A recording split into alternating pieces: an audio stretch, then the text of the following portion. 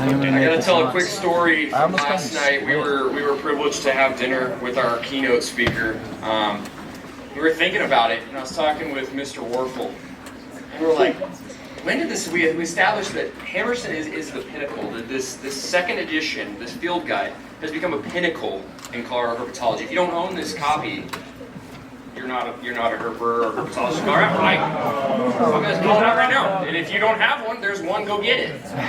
But this has become a pinnacle. We were talking, and we go, dude, it's like BH and age, after Hammerson, before Hammerson. It's the biblical timeline that we've got going on here. Is that 1999 mark when this was published. And for people like me that have been doing this for the last 10 years, people even longer than me doing it, that have signed copies apparently from 1999, I was informed. We've been waiting to hear for a long time, and for many of us, me. And so it's a privilege, and we are incredibly grateful to have our keynote speaker here today, Mr. Geoff Hammerson, everybody.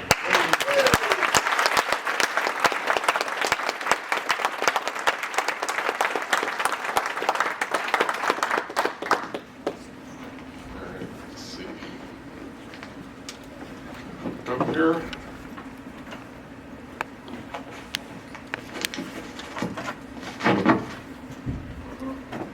How's that sound? Good? All right.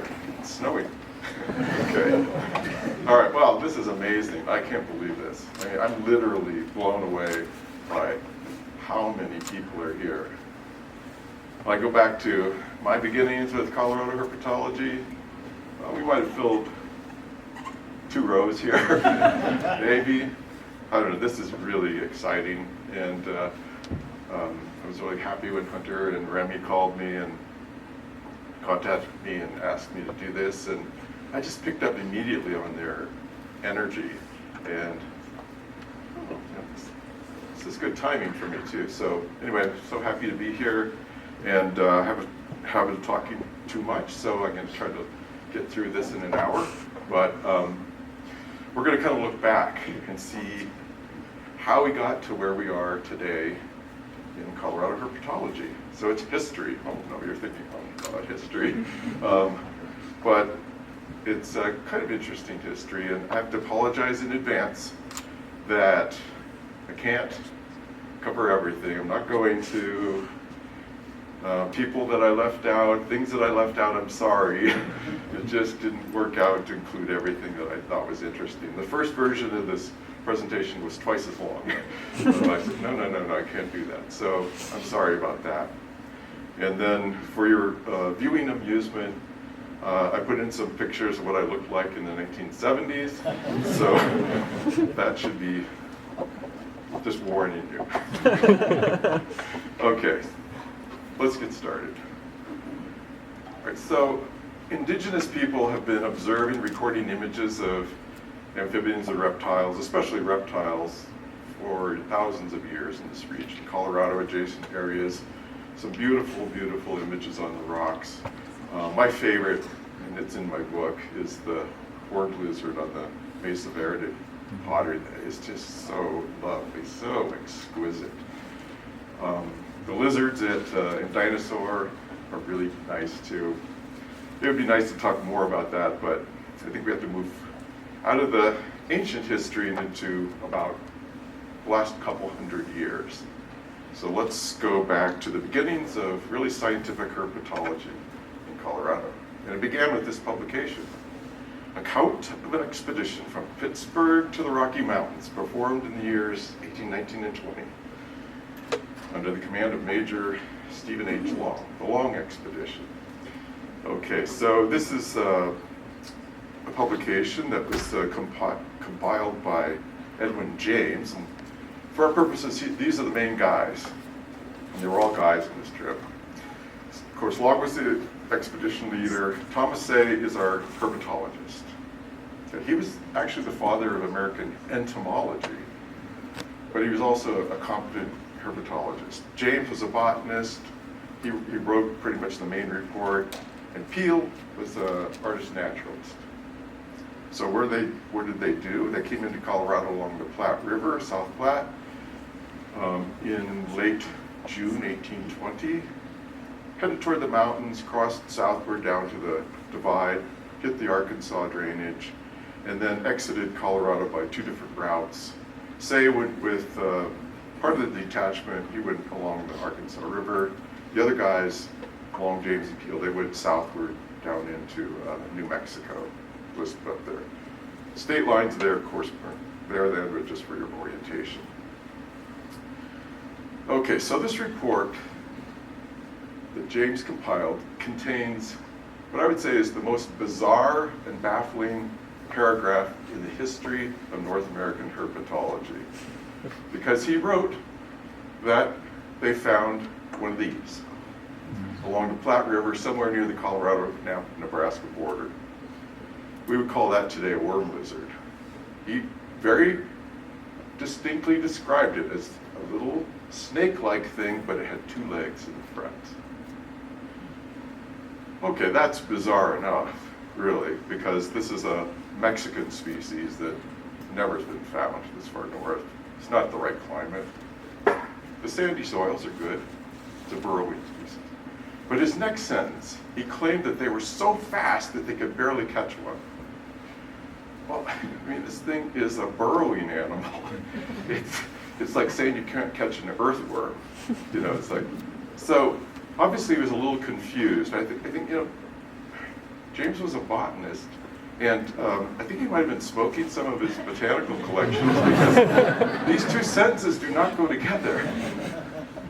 But I think he wrote this later on, not original field notes, but I think the behavior of seeing these fast animals and not having, you know, difficult to catch one, I think he was looking at skinks.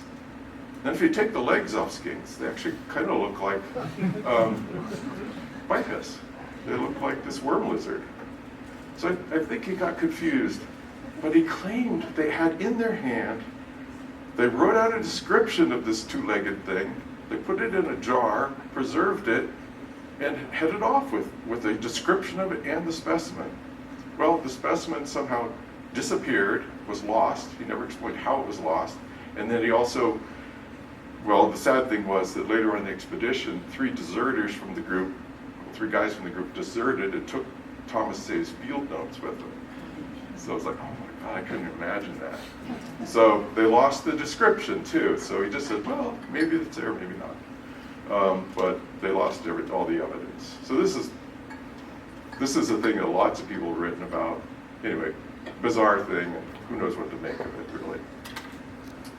So, as I mentioned, Peel was an artist, and he made this nice portrait of Stephen Long on the expedition. But he didn't add the caption, but I know the caption, we would say this. So, he left that off.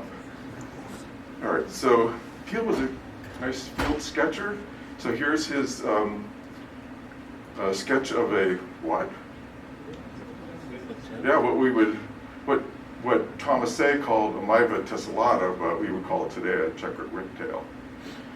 And this was down somewhere Pueblo, Fremont County. Not exactly quite sure. There's some argument about that. The weird thing is that he described, and everyone seems to, this is Thomas Say's description in his notes that are published. What he's describing sounds like the diploid version, tessellatus. And yet that species doesn't occur there anymore.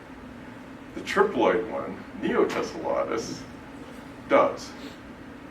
So it's like a head scratcher. It's been replaced, apparently. I have to say that everyone agrees that Say was describing tessellatus, the diploid one, but there's no specimen. So you can't be 100% sure, but it seems like there's been a change. So here's another Peel sketch. What's that? Coach whip, yeah, good. And Say called it Testaceus, and it is the original description for the western coach whip, the subspecies Testaceus. And that's from that same region where the whiptail was collected. In that same area too, Say described rattlesnakes. And he called them Crotalus confluentus. And for a number of years, that was the name of the prairie rattlesnake. In all the publications it came out. Confluentus. But, so that was 1823 that Thomas Say's description of the species was published. But then later on they discovered this eccentric guy from back east, Constantine Rafinesque. He described new species left and right, and he had described a viridis, which he called it Crotalinus viridis, from the upper Missouri drainage in 1818. So he aced out Say for the priority on that name, so that's why it switched over to viridis. Rafinesque used to publish original descriptions of species like in the newspaper or in a magazine, but they're validly published things, so they stuck. And then finally, as far as original descriptions, the original description of Bufo cognatus, well, that's what Say called it, Great Plains toad, came from southeastern Colorado as they were exiting along the Arkansas River down near Holly. So that was an original description there. So those are the first contributions. The real solid contributions were made by Thomas Say. And we're going to have to skip through the 1840s, 50s, and 60s here. Some random species here and there were described from Colorado from the railroad surveys that were being done then. But let's go ahead to 1873. We had this famous English traveler, Isabella Bird. Have you ever heard of her? Yeah, some of you have. Anyway, she was kind of a wild explorer. She went on horseback and everything. And she wrote about it in her book, A Lady's Life in the Rocky Mountains. If you haven't read that, it's a fun read, especially if you live around here. You can relate to it. Anyway, I read the book and pulled out every name, and here are 7 species of snakes she recognized in her trip. This is the first woman to make a herpetological contribution to Colorado. She wasn't a herpetologist, and who knows what a carpet snake is? I'm not quite sure. Or a mouse snake, that could be quite a few different things.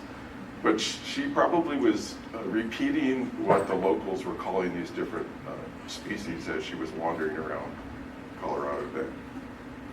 As you can see by her clothing, she was quite stylish.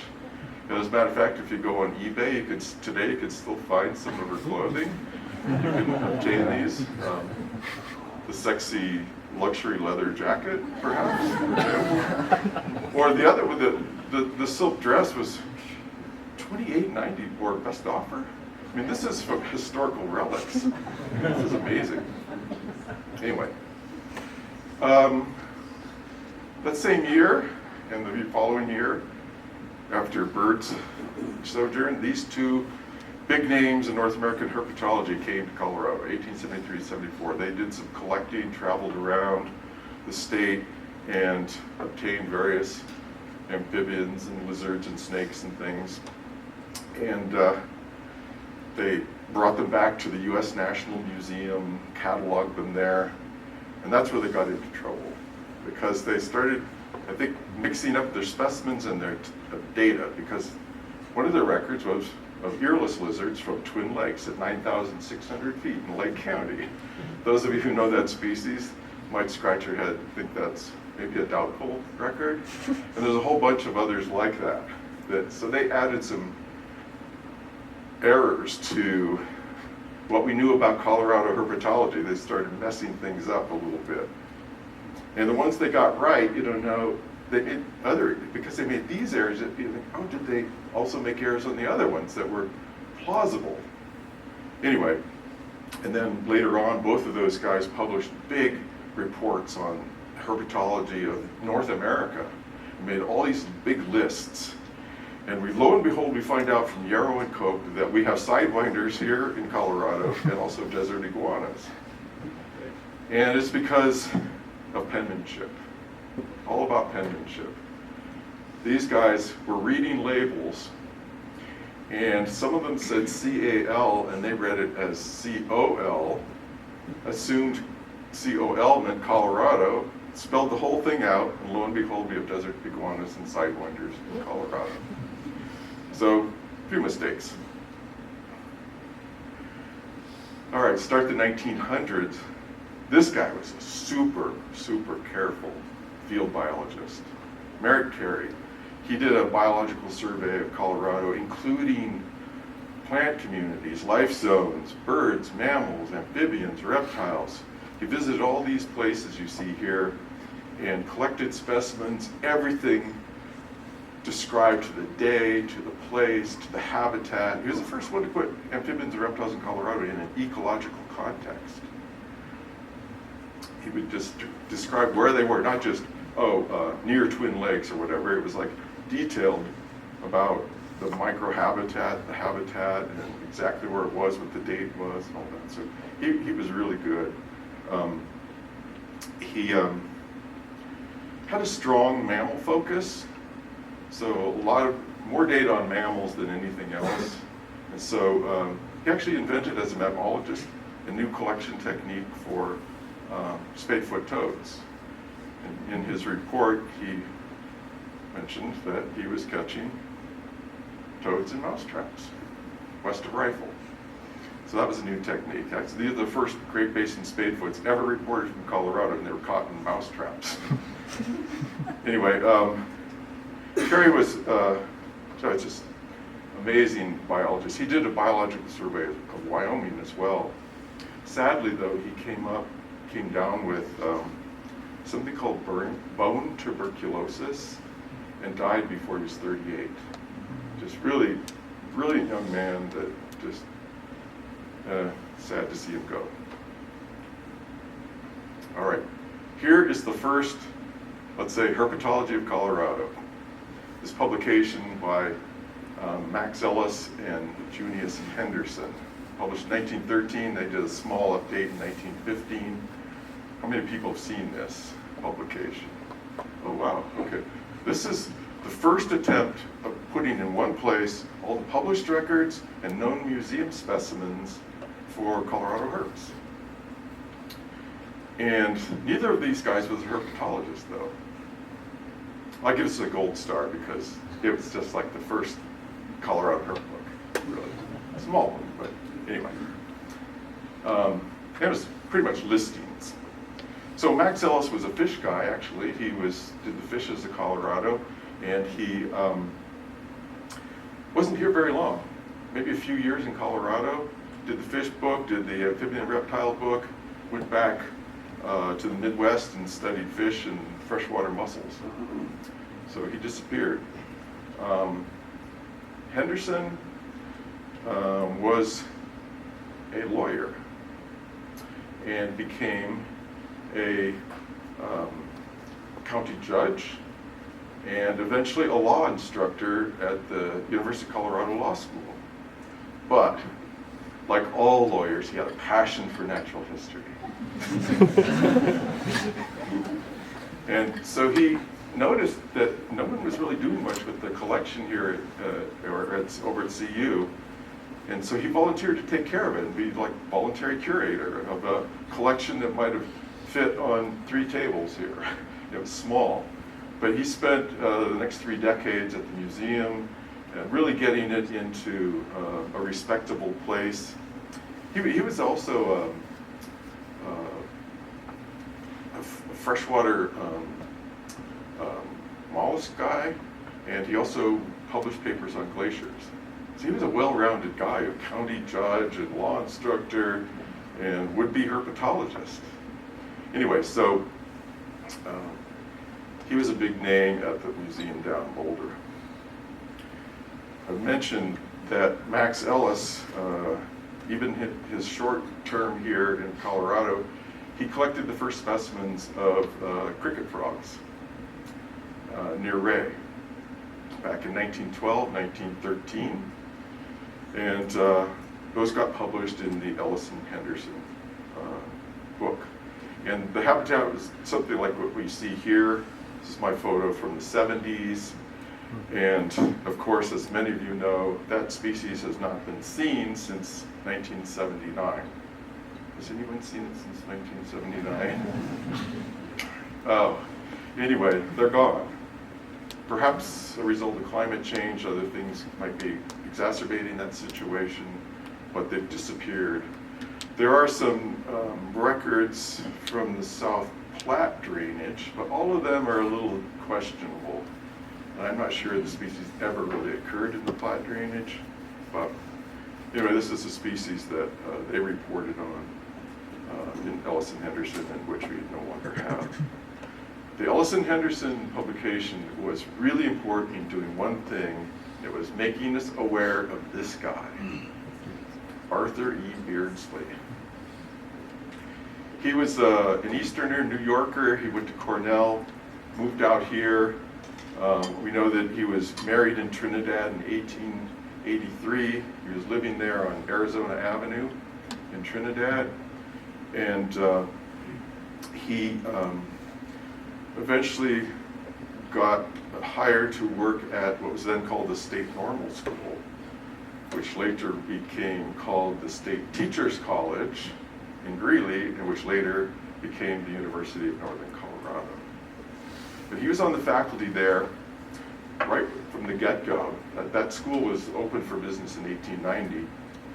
And I pulled up some of their old faculty listings, and the earliest one I could find was 1895-96. Here he is, A.E. Beardsley, biology teacher. He's listed with a master's degree. I scratched my head. I said, I wonder where he got his master's degree.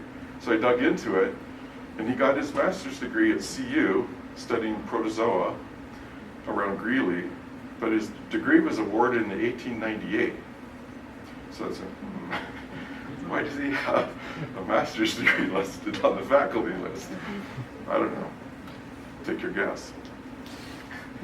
Some shenanigans. Anyway, the year he got married, when he was living in Trinidad, he was a field guy. He got out and started collecting. I mean, he was collecting before that, and he was mostly an invertebrate guy and an algae guy. He's not herps. He wasn't a herpetologist really, but he obviously had a passion for finding them and bringing them in. But he found this, there's no specimen, but there's a description in Ellison-Henderson. They cite this specimen from only Los Animas County, which is this tiny little county. We can really narrow it down.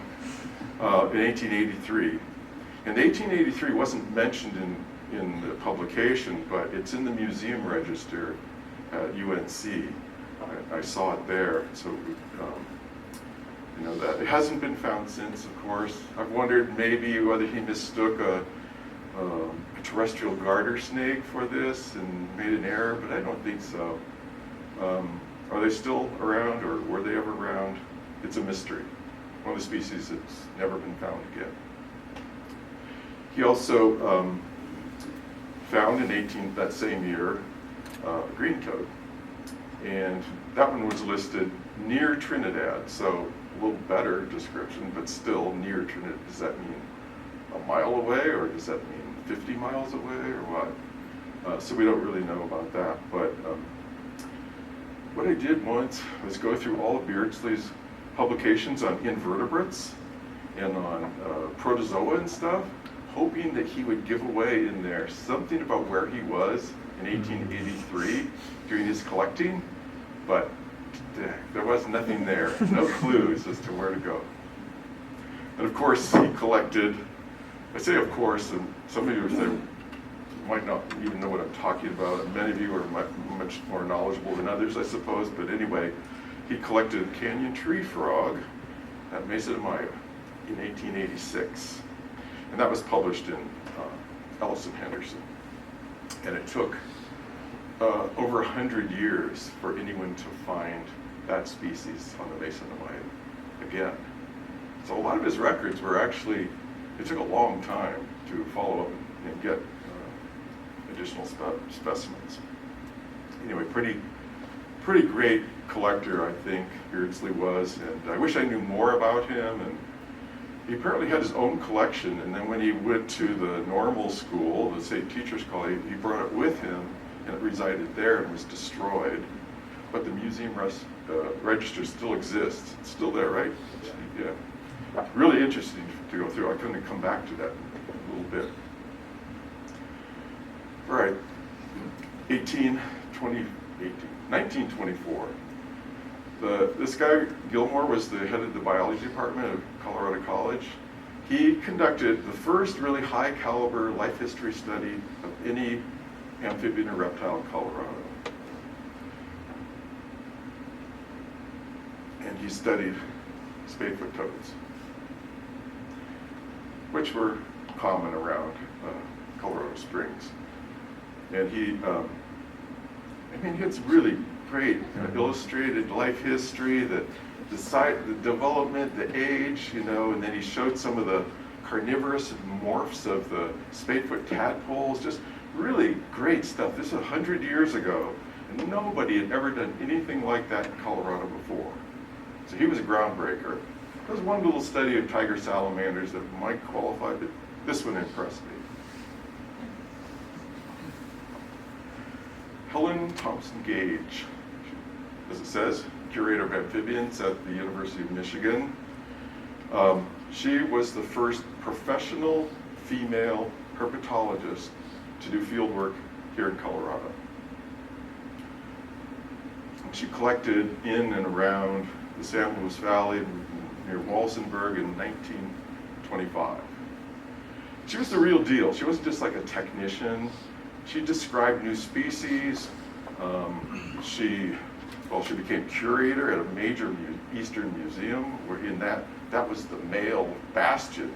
These museum guys were all guys, and she held her own in there. She eventually became editor-in-chief of COPARC, which is the major herpetological and ichthyological journal. Before she came to Colorado, she was doing field work in Panama in 1923, and her pistol misfired and blew off one of her fingers. Just continued on her work, which is a tough one. But that didn't stop her from collecting here in Colorado. She collected the type specimen we know where she was on July 25th, 1925. She was at 8,000 feet in the Spanish Peaks collecting green snakes.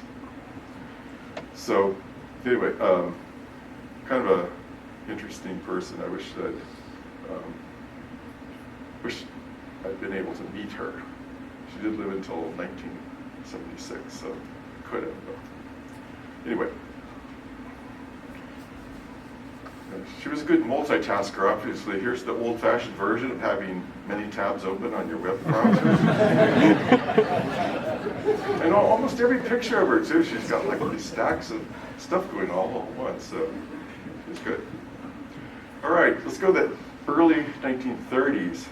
So when Weld County rattlesnakes became really famous, in a way, thanks to the efforts of this guy, C.B. Perkins. He was born in Denver, and he knew all where the rattlesnakes were out in the plains. He went to the prairie dog towns and ended up collecting in the early 1930s almost 900 prairie rattlesnakes. And I call him the Grim Reaper. Of course, he killed them all and sent them to this guy, Lawrence Klauber, who was a famous, of that era, herpetologist based in San Diego. And to Klauber's credit, he published a couple hundred pages of data on those snakes. So they didn't die in vain. They were used to produce information. Anyway, at least Klauber really did a lot with that. So I mentioned just brief summaries of that in my book, but the original papers are pretty impressive. The amount of time he spent working on this. Okay, let's see. Whoops, I pushed the wrong one. There we go. Early 1930s still.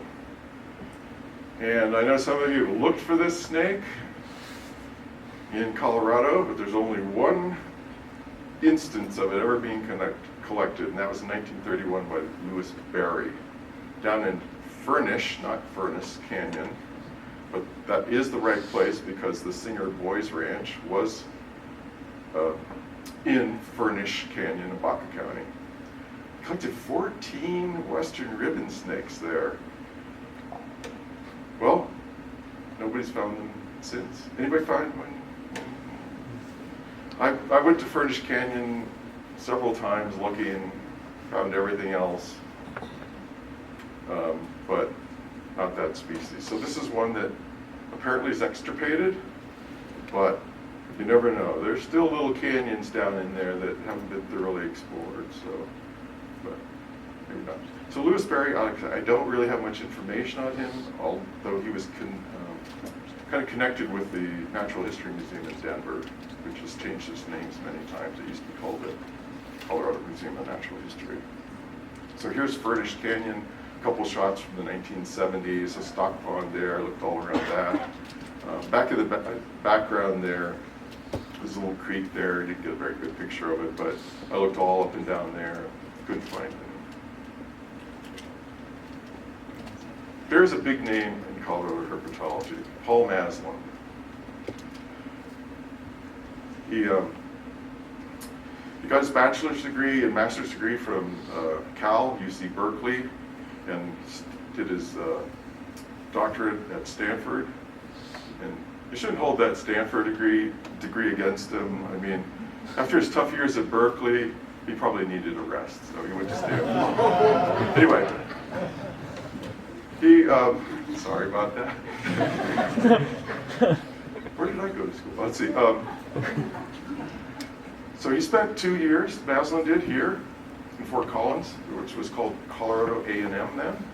And then he went down to Boulder and spent the rest of his career there. He'd gotten to the field right away. One of his big splashes was finding wood frogs in Colorado.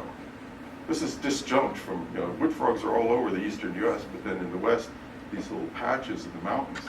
But he discovered them there in 1946. At the same time, George Baxter up in Wyoming found them there too. So that was a pretty thing. He published this paper in there. Only trouble is, Beardsley had collected them almost 50 years earlier at Chambers Lake here in Larimer County in 1898. And this wasn't known by Ellison Henderson. I don't understand this because this is a Beardsley collection. And how do I know that Beardsley collected this? Because it's not in Ellison Henderson. The museum register in Greeley has this record in it. I was going through it many, many years ago, decades ago, and I said, oh my God, Ranacanthropensis. And I got all this data, and it was collected by Beardsley. I said, how come nobody knew about this? Maslin didn't know about this either. Obviously, Maslin had not gone to UNC and looked at the collection there or looked even at the museum register, which is where I found this record. Of course, you can go to Chambers Lake now and find wood frogs there. It's a great record, perfect record. Anyway, kind of interesting that all this hoopla over discovery was had already been made silently 50 years earlier almost. Robert C. Stubbins, wow, big name in Western North American herpetology. Really, I mean, he's right there. That you have to say who were the big herpetologists of Western North America. You got to include Stubbins in that. He came to Colorado. He'd read, I'm sure, Maslin's paper about the wood frogs, and so he wanted to go out there because he was doing some work toward a book, and he did some field work here in Colorado in 1949. Went up around, found wood frogs, he found toads, he found chorus frogs, leopard frogs, and he included some of those original observations in this book, first published in 1951, Amphibians of Western North America. This, in my opinion, for a field herpetologist, is one of the greatest amphibian books of all time. If you haven't read through this, it just has so much first-hand information, field observations, plus synopses of published things that other people have done. Of course, the beautiful artwork and math, just had everything. It was republished in '62, but an amazing, amazing book. I've never been able to even let anyone look at my copy. I don't want it damaged. Anyway, let's move to the 1950s.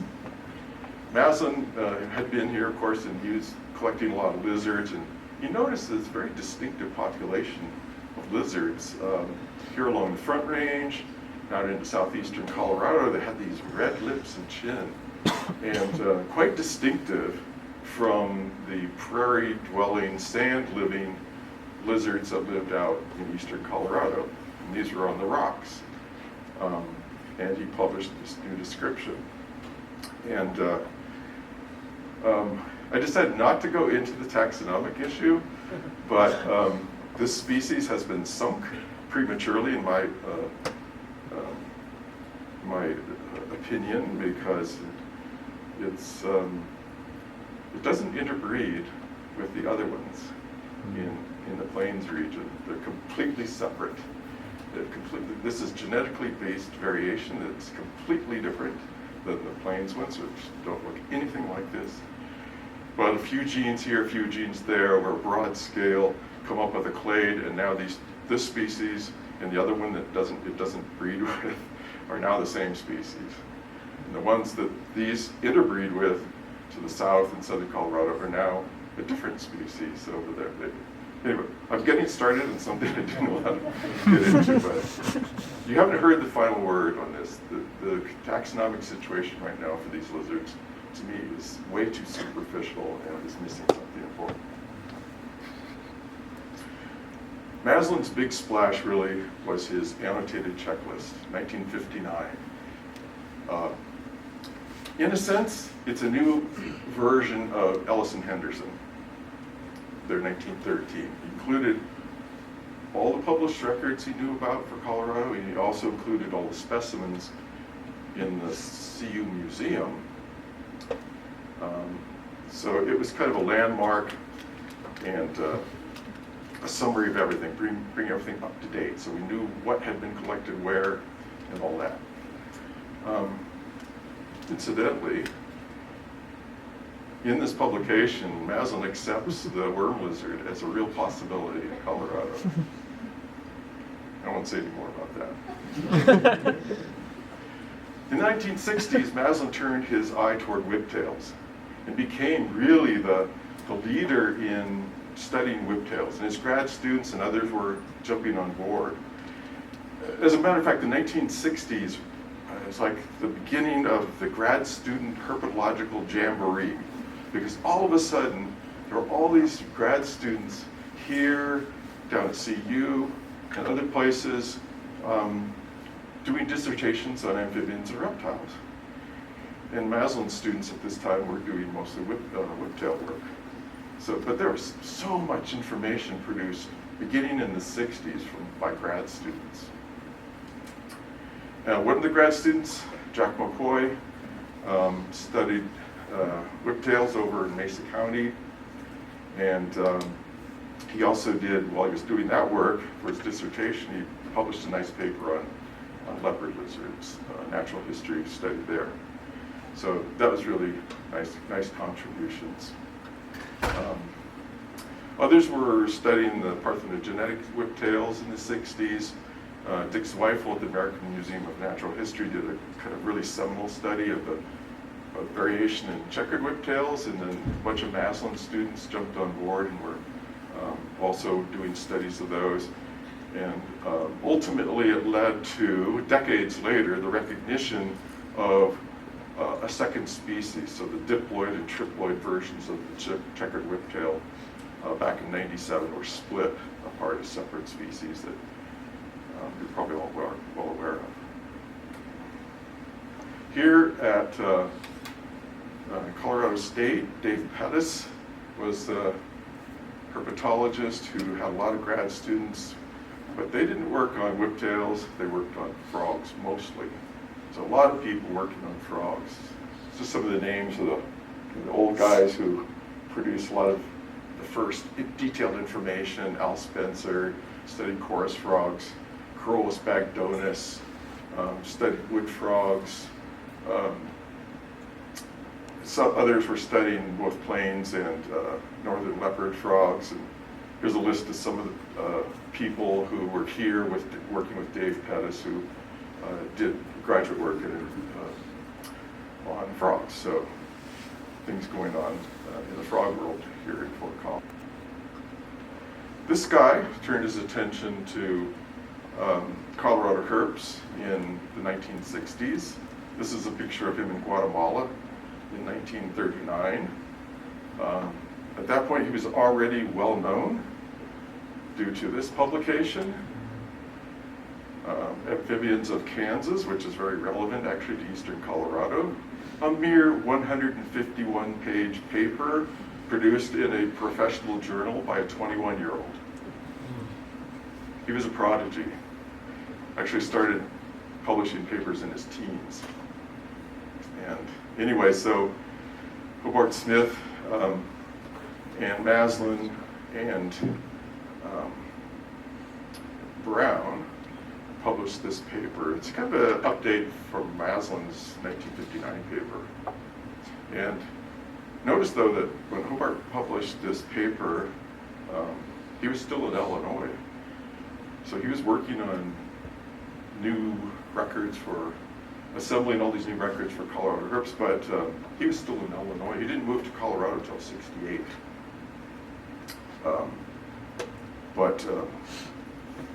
I heard some stories. So many stories I shouldn't say because time goes fast, but I went in to talk to Hobart once in his office, and Rosella, his wife, was there, and she got talking, and she said, well, you know that Maslin didn't do any work on that publication at all, but he was all ticked off that he was excluded, so we added him, and that made him happy. That's what Rosella told me. Who knows? Anyway, give that publication a star, because even though it was just like a supplement to another publication, what they did for the first time was actually provide maps. Never been done before for Colorado. They were crude maps, county maps, just fill in the county, but it was a start. So that was a good thing. Of course, many of you know Hobart lived to be 100 years old and was still as active as anybody really could be, right to the end, published right up to the end, and just helped so many people here in Colorado and across the world, really. When I did a lot of work in Latin America, when I worked for NatureServe, and I'd run into like the Mexican herpetologists, and they were just like in awe that I knew him because he had been so helpful to them. Actually donated his full library to the University of Mexico library there. The number of summers I was teaching at, I wasn't living here in Colorado, I was teaching here in the summer though, and he let me stay at his house. And then I learned more about him, that he was a good multitasker too, because I had this image of me sitting there working, grading papers or whatever. And he's sitting on his stationary bike, pedaling along. He's got a book on the handlebars, and he's reading this thick tome on something and watching the Denver Broncos game. So, yeah, he was pretty amazing, and just like I say, so gracious and helpful to so many people. I never heard him say an unkind word about anybody. Other than he said some herpetologists are schizophrenics. And what he meant by that was that he was talking taxonomically. He said they're splitters when it comes to their own work, and they're lumpers when it comes to everyone else's work. Schizophrenic. Yeah. He told me his only regret in life was his loss of hearing. Those of you who knew him know he had a really hard time hearing. And that was a result of these massive doses of quinine that they gave him when he got malaria, when he was working in Central America and Mexico. They just dosed him with that, and it destroyed his hearing. So he couldn't go to meetings anymore. He somewhat, he had hearing aids, but it didn't really solve the problem for him and not being able to hear that clearly. So anyway, great figure. Could talk more about him, but I've got to move along. 60s, Colorado College, Benjamin Banta. He did something no one had done here before, and that is put pitfall traps in the ground. He did that along these routes around Colorado Springs that I've listed here, and just cans in the ground. He didn't use drift fences, he just put a cover board, because a lot of herps like to just go undercover and they fall in the can.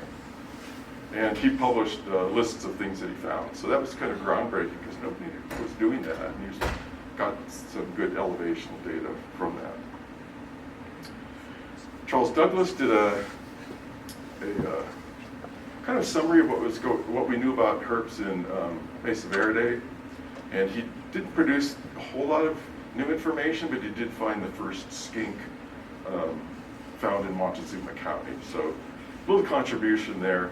But one thing he did was document the really bad behavior of tourists. So in the summer of '63, a park employee found 4 box turtles in a garbage can in campground number 3.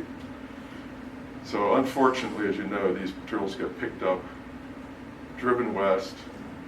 As they're crawling all around and on the floor of the car, people get tired of them and just dump them somewhere. But somebody put 4 of them in garbage bin in Mesa Verde. Stubbins back in 1966, the first version of his field guide to Western. I mean, I give this a big star because this is what I grew up with. It's like, oh, well, we have a guide. We could identify all these things we're finding. I lived in California then, and there was finding stuff everywhere. We could go to this place and find out what it was. So this was really a very, very influential guide. And in my opinion, of course I'm biased, but I think of the Peterson Field Guide series and almost any field guide series, it's right at the very top for everything. Anyway, late 60s, we got another thesis by a grad student, not here in Colorado, but down at LSU, Donald Hahn. He studied herps down in the San Luis Valley, early 60s, and then got his degree a few weeks later. But his biggest accomplishment really was discovering the size discrepancy between the toads in the San Luis Valley and the toads, Great Plains toads in eastern Colorado. I mean, look at that. These little tiny ones. I mean, if you've seen like the little male toads down in San Luis Valley calling, they look so bizarre if you've seen the big ones out on the plains.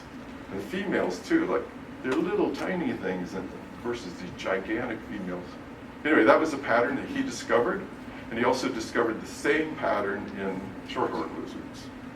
Tiny little ones in the San Luis Valley and bigger ones out on the eastern plains. Very distinctive difference, and he discovered it. And I'm not going to get into shorthorn lizard taxonomy. I probably wouldn't have very nice things to say, so I'm not going to zipper my lips. Anyway, enough said. Okay, let's move ahead. We got to move faster. So 1970s, Laura and Lebo went down to Otero County and hit it just right, and there were couches spadefoots calling down there. She brought some back. Maslin looked at them and said, "Yeah, you're right, they are." And so that became the first record of that species in Colorado. Also in 1977 was the year I started first seriously harassing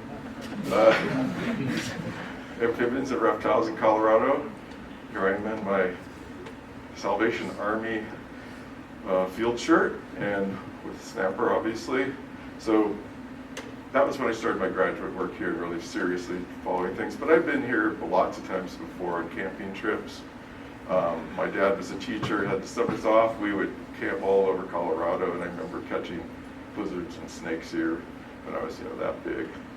But mostly in 1977, I'd finished my master's degree and I started publishing papers out of that. But mostly I wanted to keep that got published. But anyway, I wanted to get into the field and do my field work. And so no, I'm not wearing the same clothes in 1959 and 1977. It just looks like it. Anyway, I had a 5-year plan. Field work in every county, visit every known site for the quote-unquote rare species, and then go to other areas I thought would be productive, hadn't been visited yet, and try to find things. This was back in the days of film, and expensive, and poor grad student hoarding film. So I was like, go down with like 3 rolls of film, and you go on a 2-week field trip, 3 rolls of film. So you're like questioning every photo. Do I take a shot? So things were poorly documented photographically in those days because of that question. It's like how conservative can I be so I don't just blow my whole 3 rolls of film and I can't afford to buy more. Anyway, so that was one of the things. It was also the era of specimen collection, which is the part that actually keeps a lot of people out of herpetology in a professional sense. It did back in those days. It's like, you got to collect everything and kill it and pickle it and put it in a jar. But for significant records, that was what was expected in those days. Mostly, I collected roadkills, but I did collect some live specimens. It was the worst part of my experience in grad school, to tell you the truth. But the days of photo documentation were just getting started. I mean, you could take a picture of something and you could bring it to the CU Museum, for example, and they had a little loose leaf notebook, but I had no confidence that that was ever going to really last and be taken care of, and it would just get lost or whatever. So it was sketchy. There was no iNaturalist or anything like that back then. Of course, no cell phones, no internet, so you couldn't find out anything without difficulty. No GPS. If you had a map, we didn't know where we were on the map a lot of the times because we didn't, you're going this squiggly road and, okay, I've got 1.8 miles on this squiggly road. Well, how far, where exactly am I? So it was really difficult to do that. No satellite imagery to refer to. Access was difficult because you couldn't get information. Oh, I want to go search around Baca County. Well, how difficult would it be to get the names of the landowners or where they were, what their phone numbers were? It was really difficult to kind of plan.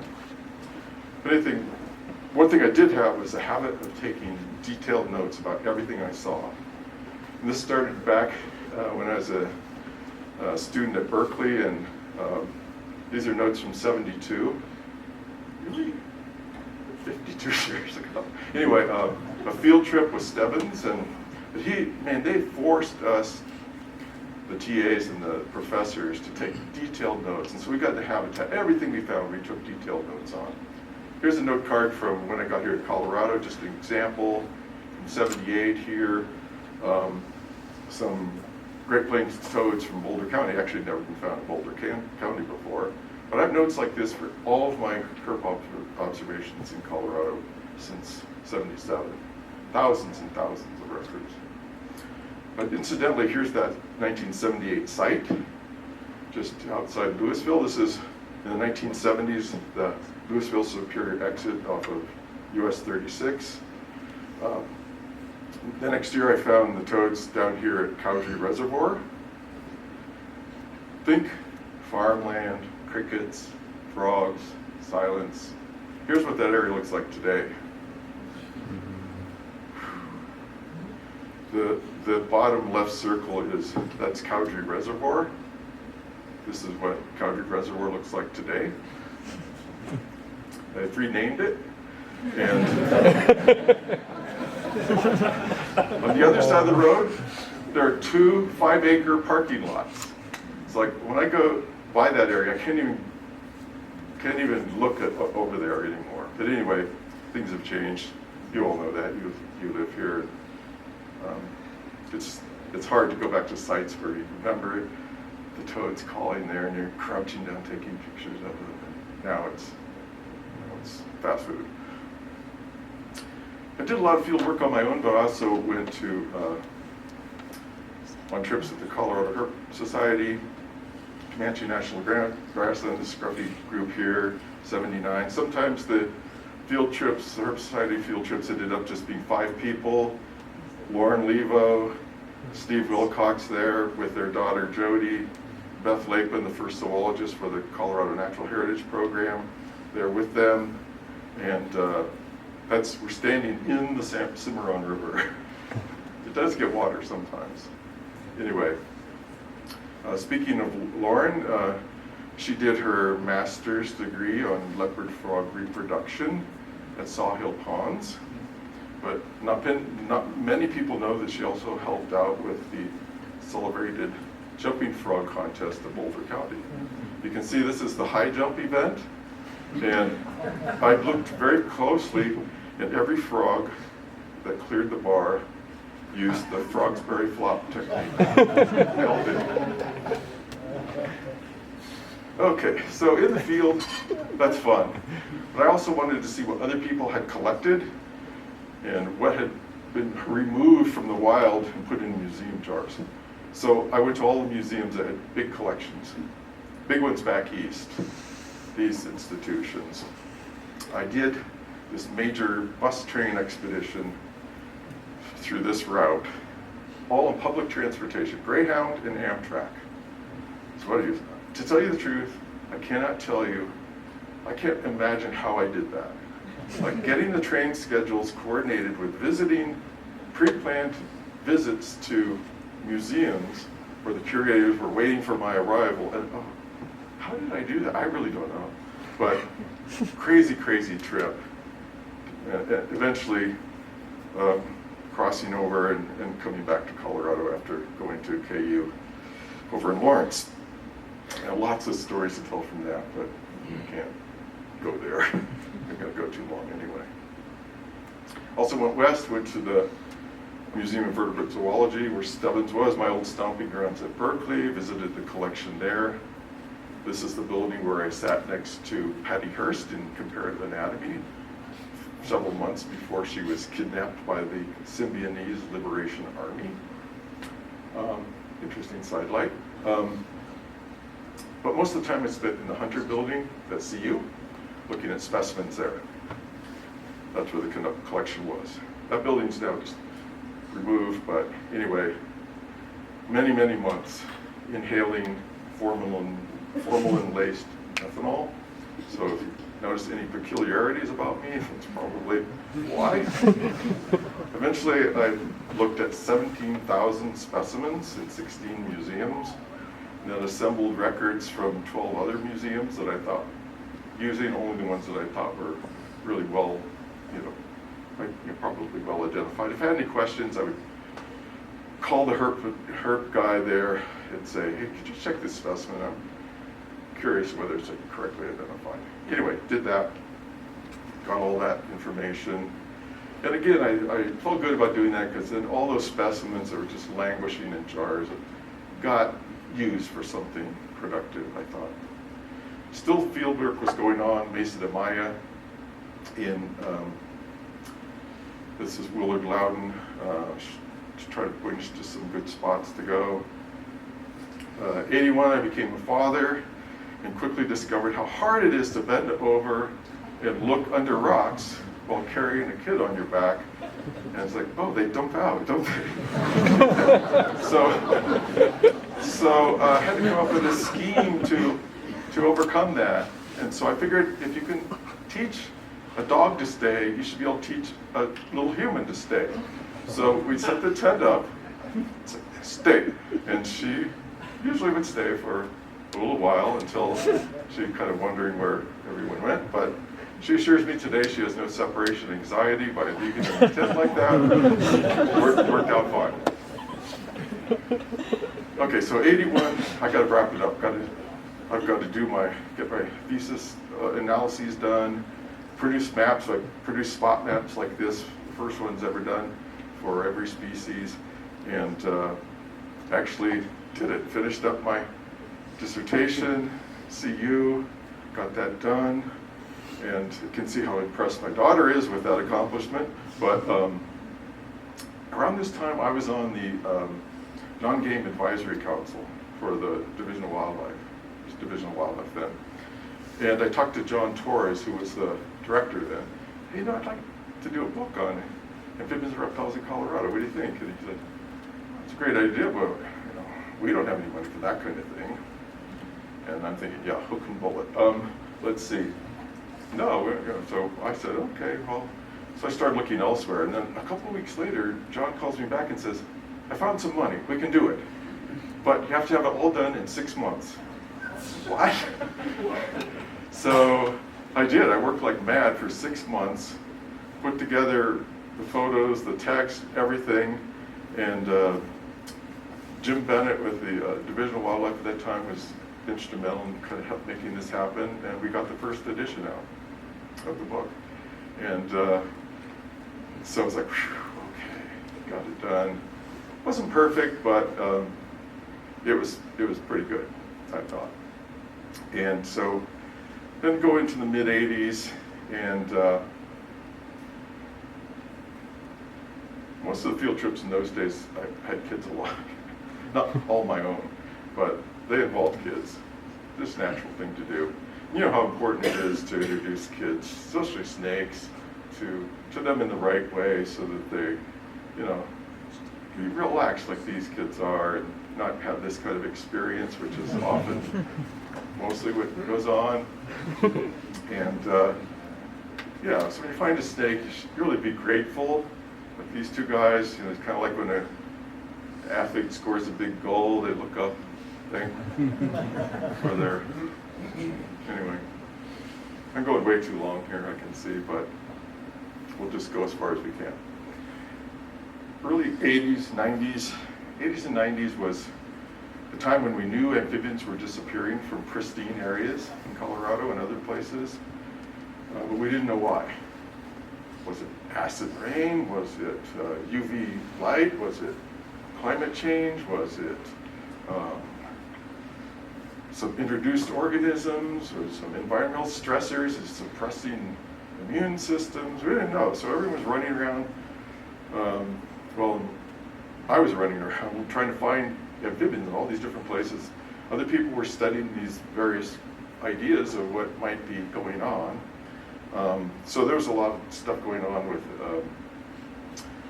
USGS researchers and university researchers trying to figure out what the cause of this was. Didn't really know anything about chytrid in those days. But running around looking for herps is one thing, and it's a lot of fun, and we all do it. But I had the exquisite pleasure of indulging myself in sitting, watching canyon tree frogs day and night for days on end over in Mesa County in the early 90s. And I would find some like this, and I would start recording data. And one thing I did was to try to measure their body weights at the beginning of the day and the end of the day, take their temperatures on some of them, and not all. Tried not to disturb some, and others I disturbed. But just sitting there watching what they would do. There's a lot of interesting stuff that you learn about these frogs by just spending the whole day with them. Because this particular species, they bask on rocks, and you can't do that. And what happens when it gets dark? Boom, they're off and they're doing different things. But anyway, we did that study. I did the field work, and Greg Snyder at CU did the laboratory work, and we published that. That was a lot of fun. Early 90s, called the free labor era. I was teaching classes at CU, getting students out there doing the work for me and gathering stuff. And Steve took this to a higher level at UNC with his groups, going out and surveying eastern Colorado and producing tons and tons of data points for all those species. So that was really an amazing source of information. Toby Morning, Division of Wildlife, was doing some work over in northwestern Colorado. A couple of Steve's students, Justin Hobart and Chad Montgomery, produced the first real detailed information on these species. So that was really a big step. Things have gone on from there, but that was the start of really knowing something substantial about these. Over in Delta County, I met this guy, this big guy, Larry Valentine, who knows more about Delta County herps than anybody. And he took me out and showed me how to find Tantilla and all the other things there, and did that. And so late 90s, I decided it was time to do a new edition of the book. And so updated all the maps and new photos, put tons more information and everything I could find from around the region and from my own observations. I tried to include as much original stuff as I could in it. And some of the species were hard to map, like the box turtles, because people carry them around, so there's so many more records. I tried to be super conservative about those because they ended up all over the place in the mountains and on the western slope, so it was a conservative interpretation. But eventually it ended up with this. And I guess a few have been using this book. And yeah, so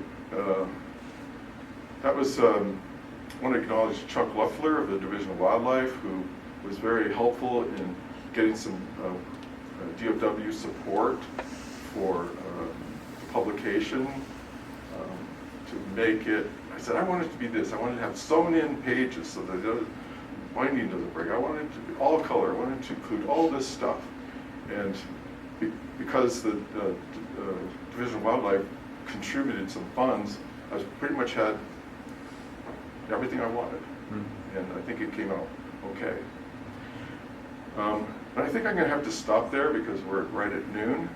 Keep going, we'll just Okay, I'll go a little further, and I'll try to speed it up. Is there a thumbs up, thumbs down? Yeah. All right, it's half and half. Feel free to get up. Feel free to get up when you want to. Go, but I'll go. I'll be here for a while. I'll go, and I'm going to go fast. Okay. So, herpetology in the 2000s. So, since the book, I've been busy with lots of other projects, which I can't talk about because there's no time. But I have managed to get back here 15 of the last 24 field seasons. Spent some time in the mountains. Fun going back to sites that I visited in the 70s and 80s and see what's going on there. So that's been kind of fun. Of course, this is the era of the chytrid concern, featuring a lot of F words. And of course, the toads in the mountains been like the focal point for a lot of that work, or trying to figure out the relationships between chytrid genotypes and amphibian populations and environmental factors that are changing and ongoing natural selection and evolution. So, you know, it's a complex thing. A lot of people have been working on it. I'm sure many of you have been working on those issues. And the whole idea, of course, is to try to minimize the harm and maybe even reverse it so that we have more days in the field that look like this. We see these massive numbers of toads coming out of the water.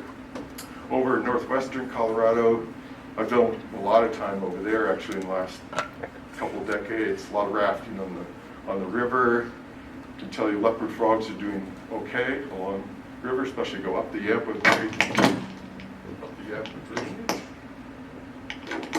Flailing my arms too much.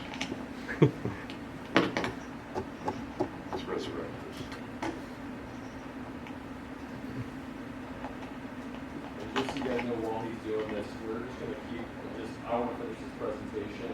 We're going to cut some things. We're going to talk to the committee. We're going to cut some things out back after that. We're going to 4 hours for lunch soon.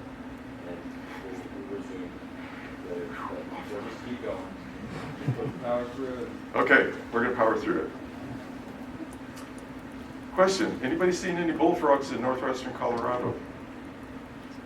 Moffett or Rio Blanco counties?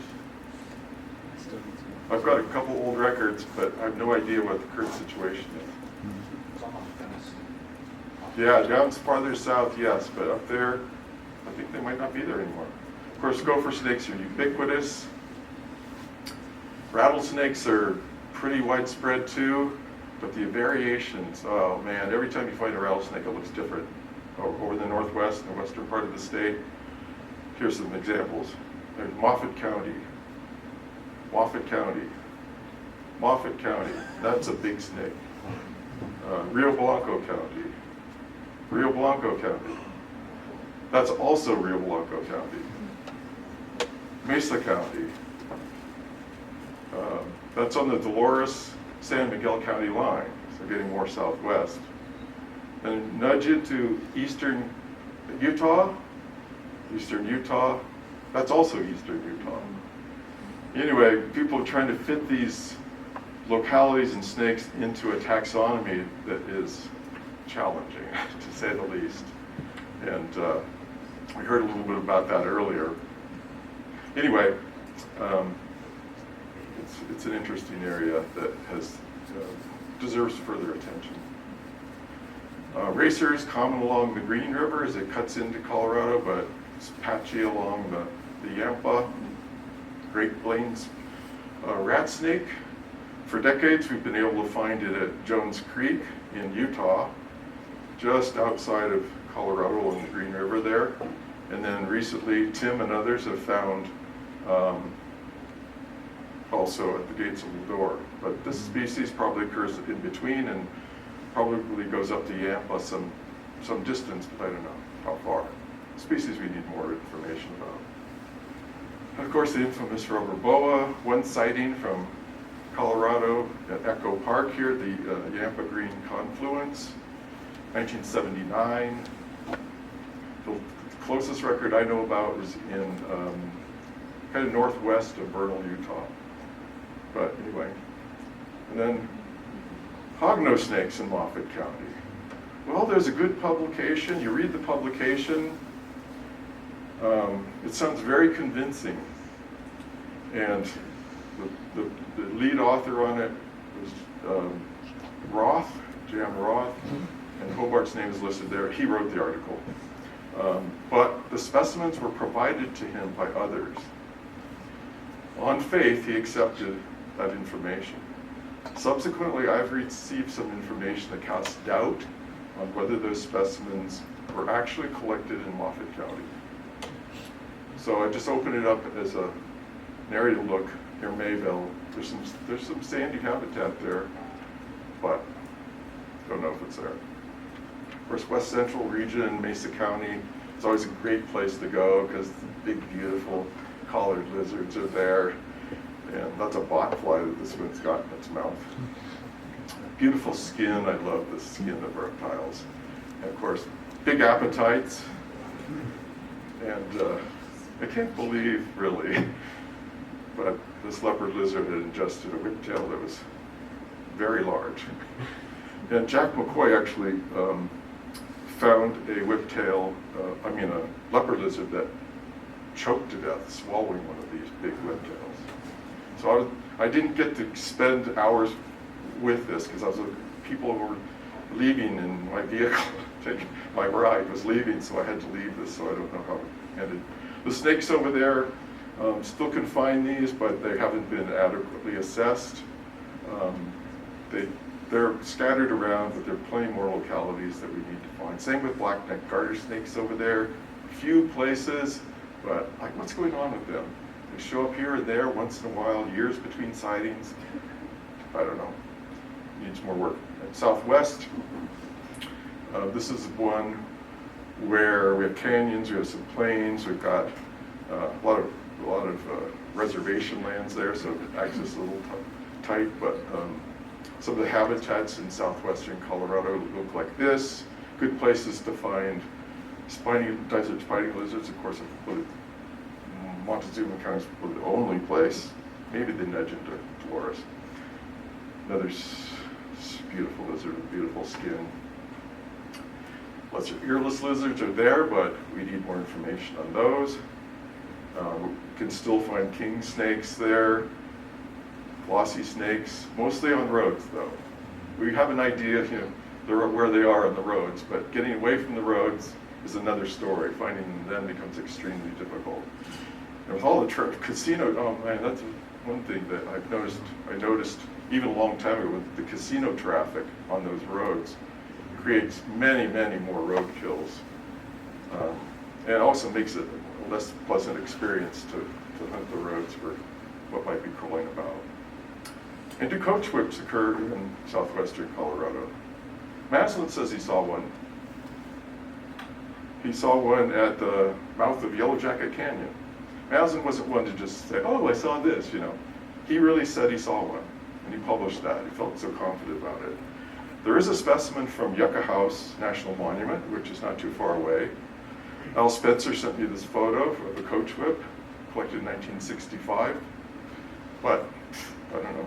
Seems like they might be there, but needs more work. And of course, the eastern region, especially the southeast, the herp mecca, really. We all love going there. So many great places. There's little habitats like this in southeastern Colorado that nobody's explored in private land. We're getting a little more access now. This is the J Canyon Ranch, the Nature Conservancy property now. Exploring there and finding stuff, and access is, gosh, places where we couldn't look before. That's Renee Rondeau of the Heritage Program, with me measuring this gopher snake skin. Speaking of Renee, she found one of the very few places where round-tailed horned lizards have been found in Colorado. That's another one. I'm sure there are additional sites. We just haven't come across them yet. And you get out into the plains and you see something like this, or actually anywhere in the western Colorado too, and you go, oh, wow, right, amphibians are going to come out, snakes are going to come out. Or if you're like miles in on a dirt road, you're like, oh man, I'm screwed, I'm never going to get out here. That has happened to me several times, well, a few times anyway, where I had to wait a day or two to get out because the road, of course, turns to like Cape Frosting. But then you get the treats. These little guys that, again, we have accumulating more sites for them, but they're still not completely documented. Same thing with the little snakes. After these rainstorms, everything comes out. It's just really great places to look. All these beautiful snakes and little snakes that we know. People are telling you about finding a dozen of these under a rock in recent surveys. That's really exciting. We're getting more information on these guys. And the king snakes too, same thing. Here, there.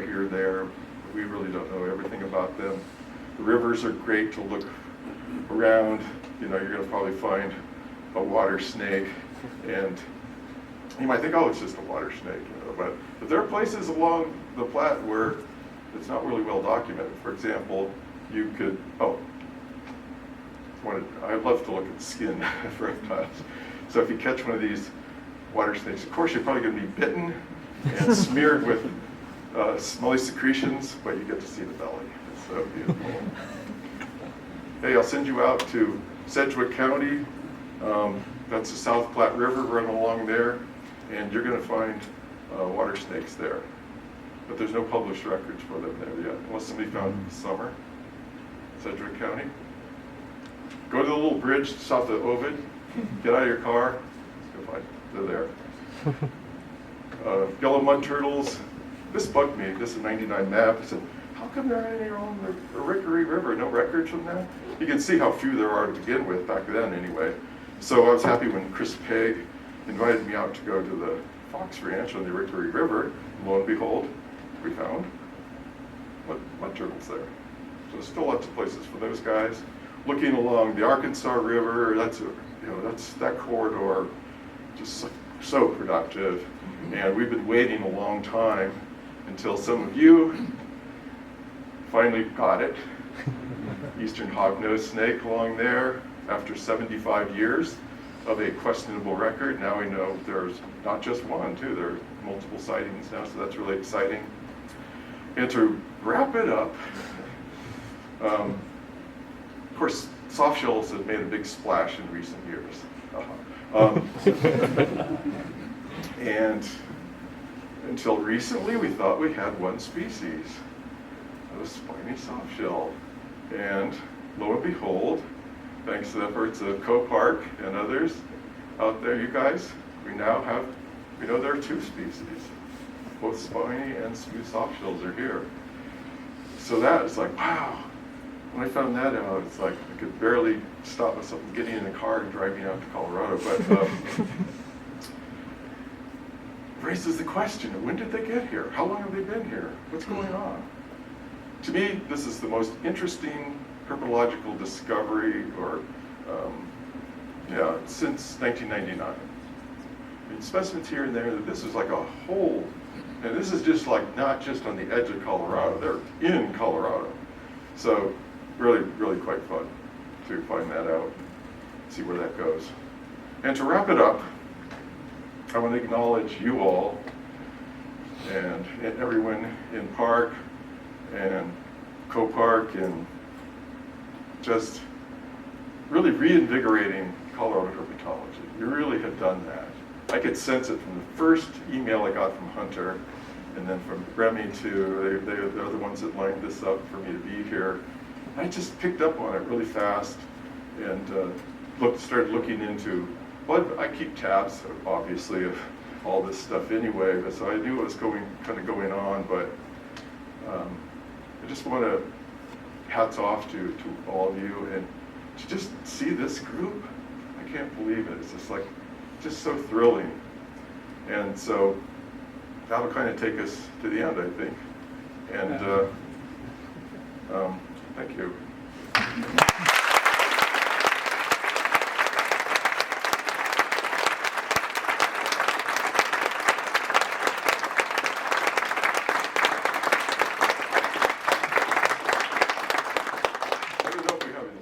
Someone's got to ask it. Go ahead. Are you working on anything now? I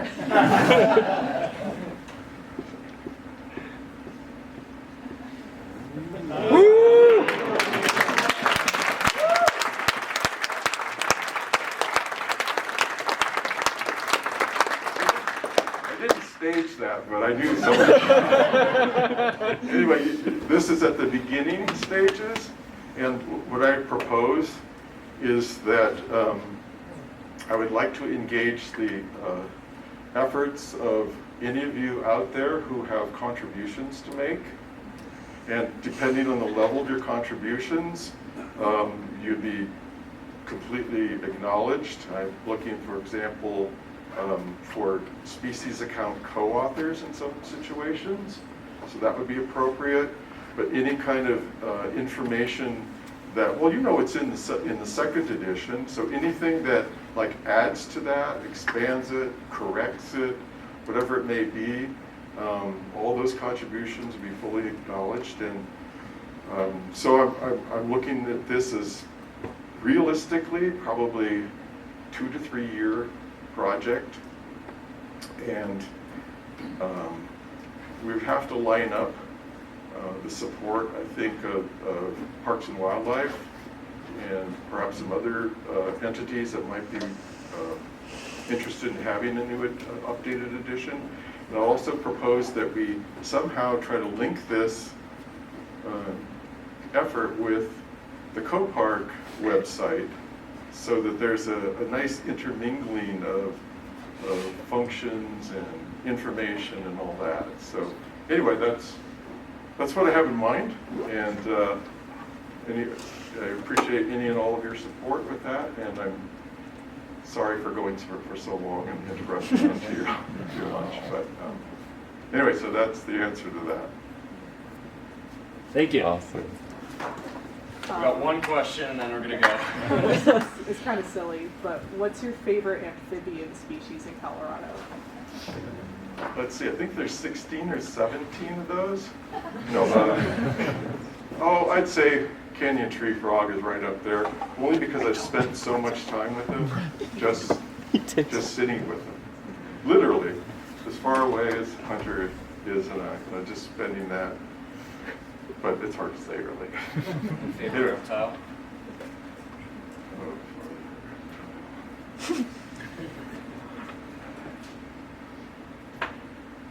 Well, I'm biased toward Masticophis. So that's why I did my master's degree work on Masticophis thermal ecology. So, and racers too. So that group is my favorite, I'd say. Anyway, thank you all.